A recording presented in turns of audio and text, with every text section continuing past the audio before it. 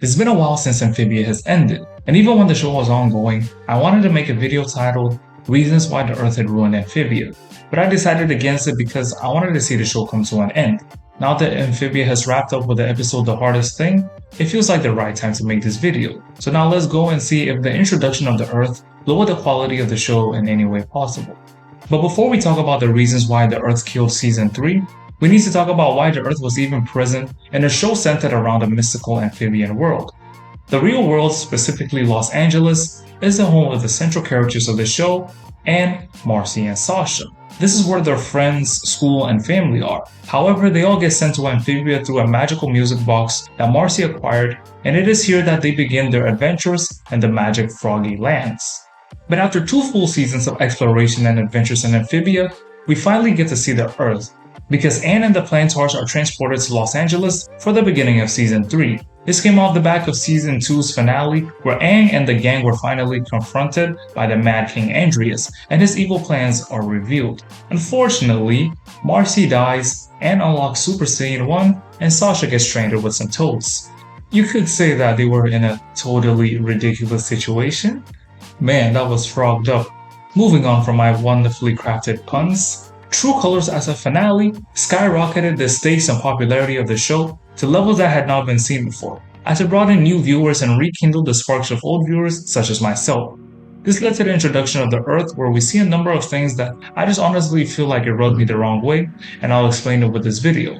But first, tell me in the comments how you feel about the activities of the Plantars with Anne while they were in Los Angeles, and whether you enjoyed them. And also, don't take this video too serious. With that being said, let's get on with the first one, which is the fact that we were not seeing Amphibia. But at the time of the True Colors episode, the show had done a wonderful job bringing the world of Amphibia to life. The many locations that had been visited by the Plantars on their journey from Warworld to Newtopia established how magnificent the place truly was. And also, the biggest selling point of the show had been this magical world of Amphibia, where newts, frogs, and toads lived in perpetual conflict with each other. Not only that, but the Froggy world building elements that had been scattered along the way. So when you take the central characters away from the place that you've been building up throughout the series, you have essentially robbed me and basically the audience of the wow factor that differentiated Amphibia from all the other shows on Disney Channel, which was quite disappointing for me. But another factor that made this shift to life on Earth poor for me was the lack of regard for the events that just took place. It really felt like Anne and the Plantars had just totally forgotten about all the horrible things that they had just gone through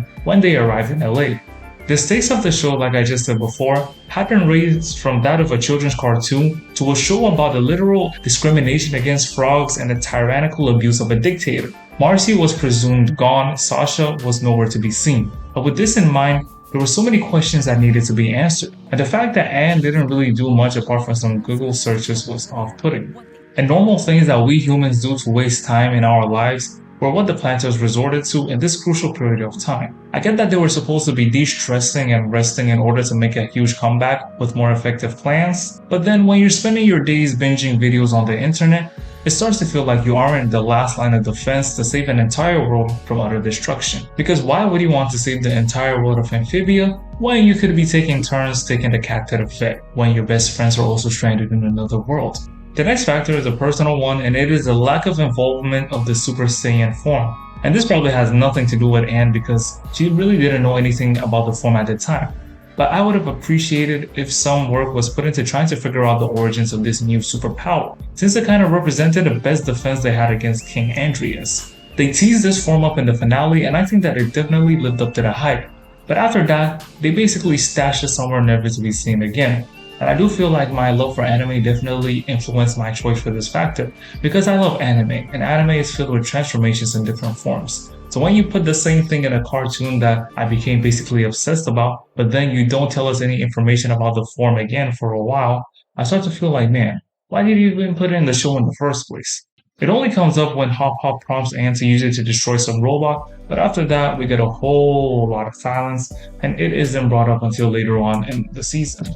Again, I would have been pretty happy with the training sequence right out of My Hero Academia, where, Hop Hop or even Polly could start training Anne so that she can strengthen her connection to the form, so that it would reduce the effects on her body, like its overusage of her stamina.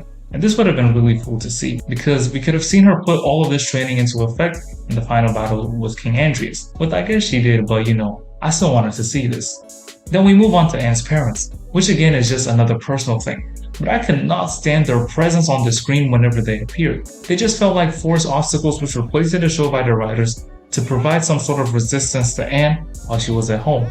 The rules they made at home made it next to impossible for any amphibia-related work to be done by the plantars, and this was courtesy of Mrs. Boonshore. And when we get to Mr. B, well, he just annoyed me because I'm so tired of seeing the bumbling father trope done over and over again. Granted, the parents did make a recovery by the end of the season, so I can't be too hard on them, but by then it was almost too late in my eyes, and I felt like they could have been more helpful from the beginning.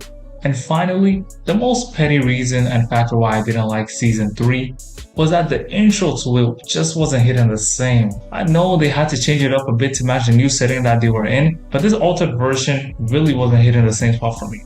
When you look at the visuals, and listen to the beat sequence throughout the original one, tell me that you don't immediately miss it when it's replaced by the toned out version that they used in season 3. That's basically it, man. It really got to me. And by then I was just going back to season 1 and season 2 just so I could hear that wonderful intro again. But to me, that's basically it. And all my irks in this video can be summed up by the contrast between the mood and atmosphere that were in the first 2 seasons with season 3. And mind you, many of these problems that I have mentioned with the show in this video had simmered down by the time the last episode of the series had aired. So this isn't to take away from the show in any way at all. It's just a rant that I wanted to make at first, but now I finally got the passion to finish it from some random tweet that I saw about 2 weeks ago.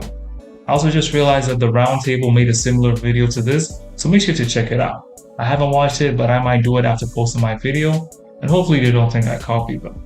And also, if you did like this video, don't forget to like and subscribe and share the video with any Amphibia fan that you know.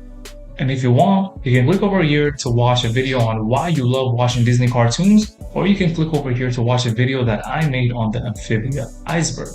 Thanks for watching this video. I'll see you guys next time. Tune out.